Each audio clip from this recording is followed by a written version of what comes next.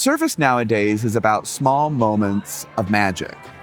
And where you can provide those touches, you can actually make a new loyal guest. Welcome to a special high-tech episode of the Modern Hotelier, the most engaged podcast in hospitality. Make sure to follow, like, and subscribe, and let us know in the comments what you think about today's episode. Steve, who do we have on the program? Yeah, David, we have on Ryan King, the SVP of Americas from Shiji, and we're coming to you from the Shiji Cafe and Marketplace right outside the trade show floor. How you doing today, Ryan? Pretty good. Thanks for having me on. Appreciate it. Absolutely. So, Ryan, I know this isn't your first high-tech. How many high-techs have you been to? I'm not sure I can go back and count how many. I can tell you that the first high-tech I ever went to was in 2012. Now, I didn't go to every one through subsequent, but that was my first one. You're probably in the double digits. Yeah. Probably around there. And you haven't been back to back, but what makes you keep coming back to high-tech? You know, it's a great place to connect with customers and new prospects alike that are really looking to use technology to help move their business forward. Recently, everybody's been talking a lot about the guest experience. So that seems to be the focus right now. What can we do to improve that guest experience? It's really the center of everything that most of the conversations have come around. Yeah, I agree. And it feels like hospitality has invested a lot in technology, but the service side is lacking a little bit, and it feels a little bit more fragmented with some siloed technology. What do you think the industry got wrong, and is it time to rethink the model?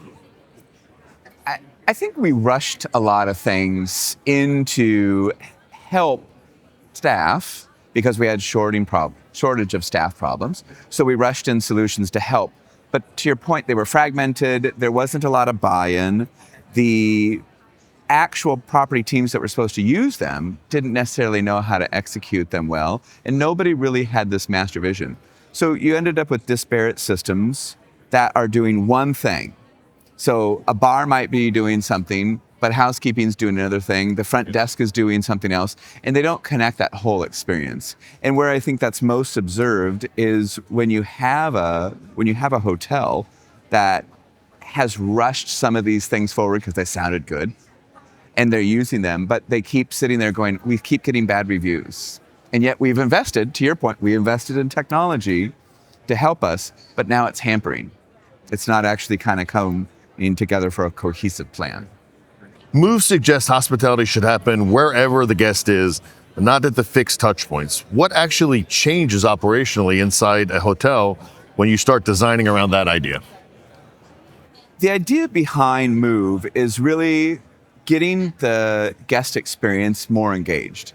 For the longest time, when you had to check in, it was a very transactional experience. There is a piece of furniture between me and you. And I couldn't interact with you. I didn't want to interact with you. I'm just there to put my head down and say, are you checking in? With modern technology, we're promoting this idea that you can meet the guest where they are. Why not meet people as they're walking in? Turn this into a magical moment. So with modern technology, you can run things on tablets. That's not just about the front desk, it's also about in other parts of the hotel. So in the restaurant, in the bar, in the spa, especially where we've seen resorts, we're seeing more food and beverage upsell opportunities happening and greater revenue increases with the same amount of staff. So happier guest, happier staff, because they're getting tipped more, happier comments equals happier hotel, happier owner. And that's really the concept of Move. Let's put the technology in the hands of the people. And if I take that pool episode, we have a customer that has a massive pool deck. Well, they used to walk around, they'd ask for people's orders. It'd take 5 minutes to get all the orders. Then they would walk, another 5 minutes back somewhere into a corner to go get to a station to put the order in. And then they would hang out back there waiting for the order, and then they would walk back out. Now they're putting it in. They actually put a runner that will bring those out while the person keeps walking around getting more drink orders. And the runner and the person's going, those two chairs over there. And they're just seeing the speed of service has increased so much. That's a little thing, but each of these little things start adding up. We have another customer who did a really great job of what I think is implementing Move around the front desk. lines started forming, they had somebody come out of the side with a tablet, went to the line and start saying, oh, are you checking in? Let me go ahead. I'll run you in. And it's that moment that you change someone's perception. Service nowadays is about small moments of magic.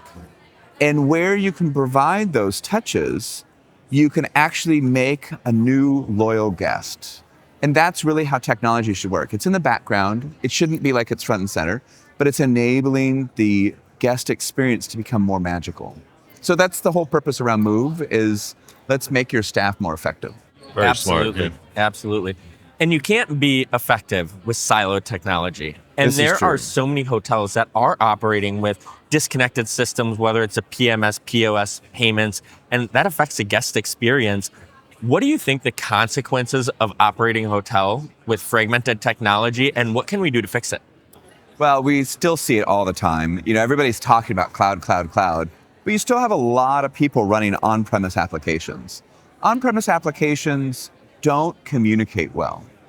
They silo a bit of information that they have, and it makes it difficult to get that information out.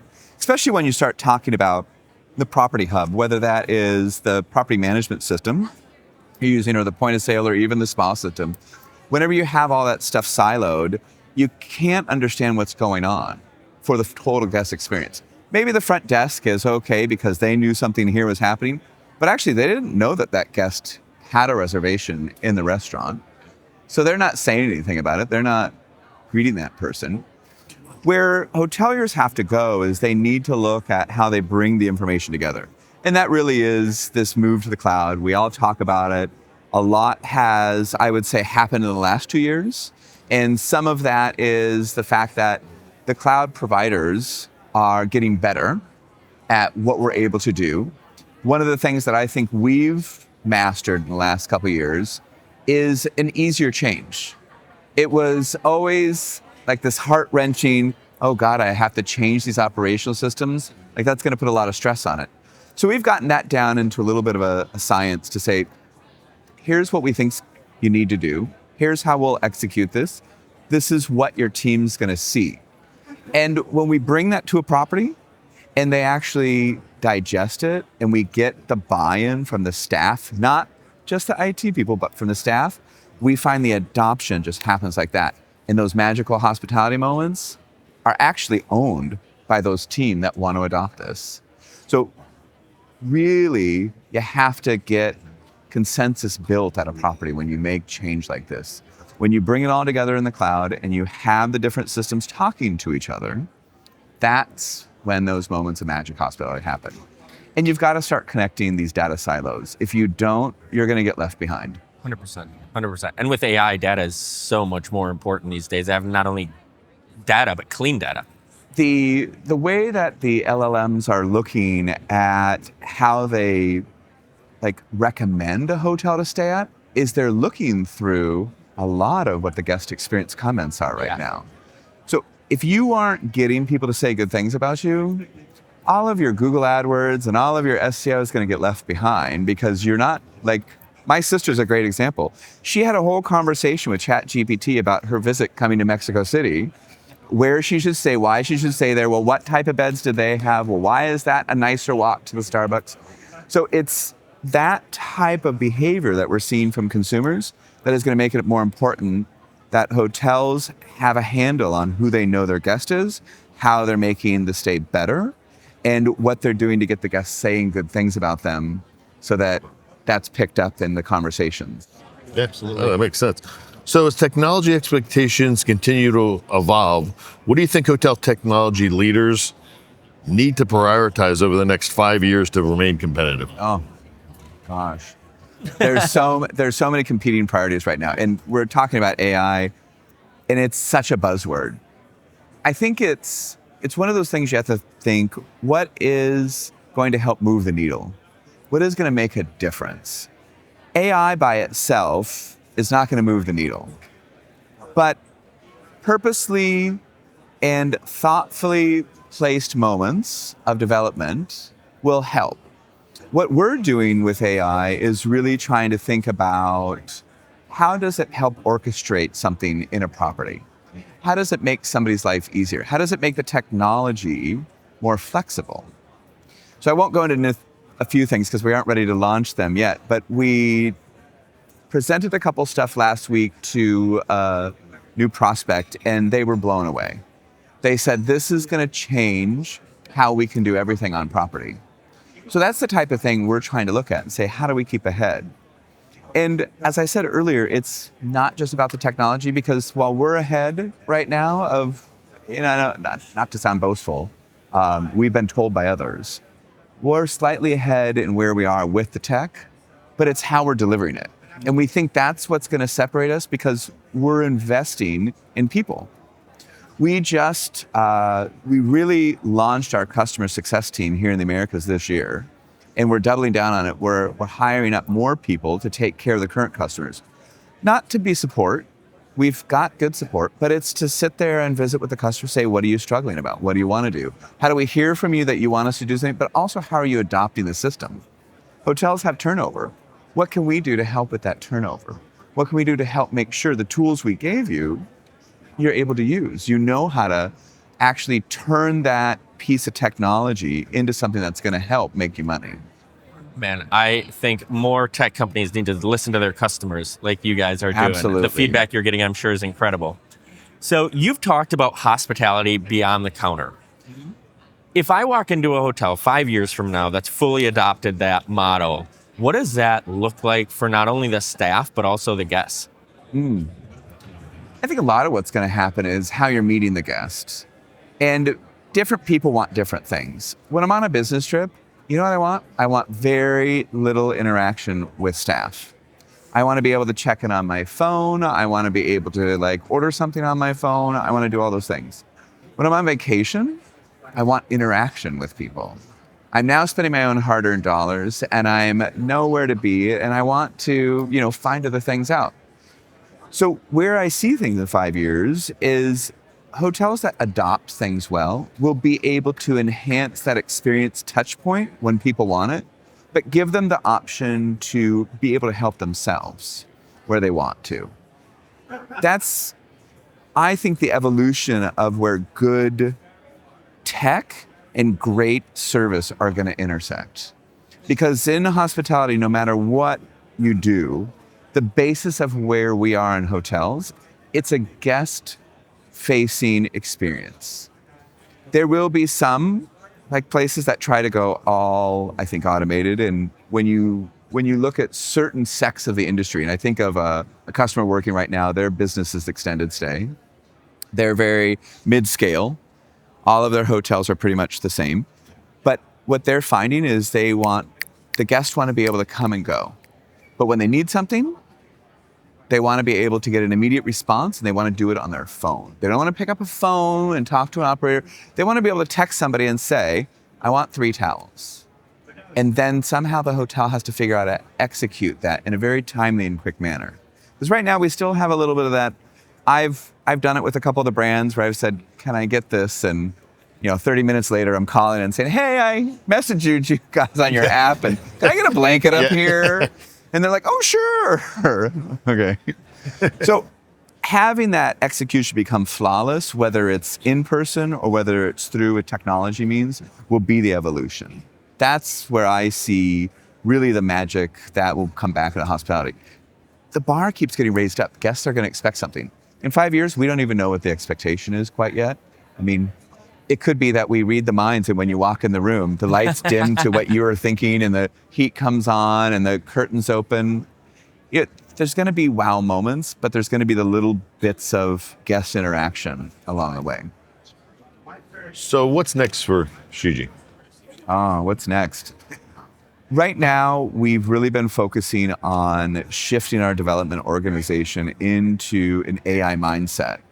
But it's not, how can we rush things with AI in? It's about purposeful and thoughtful ways that we can enhance how a hotel operates. So we're listening to our customers a lot. We're hearing where their frustrations are with technology.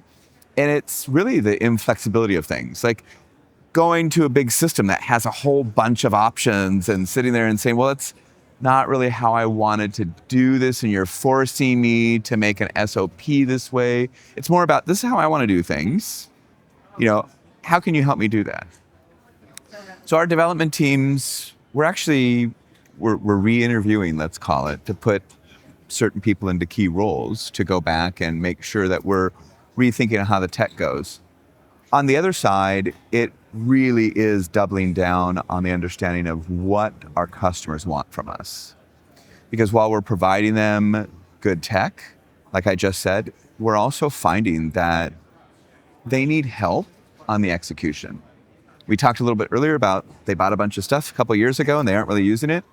We're seeing that right now with a lot of hotels. And that's why the customer success team has become such a front portion of what Shiji is doing, because we're going in more like a consultant. So we're a partner. We're going to go in and help you. Sometimes it's not even really our solution. It's saying, how are you guys doing this? And that's where I think things will evolve. We've really tried to figure out what is going to benefit the operator, but how is the operator going to say that to the owner? So many of our customers now are like, I got to justify this to my owner. Okay. And we've now been doing this for a couple of years. I think where we'll be in another year is being able to show an owner why you're doing this. How is this increasing the value of your asset? How is this bringing you better profitability? And how is this bringing you actually real value to what you've done in bringing the different pieces of the building together? Yeah. Oh, well said.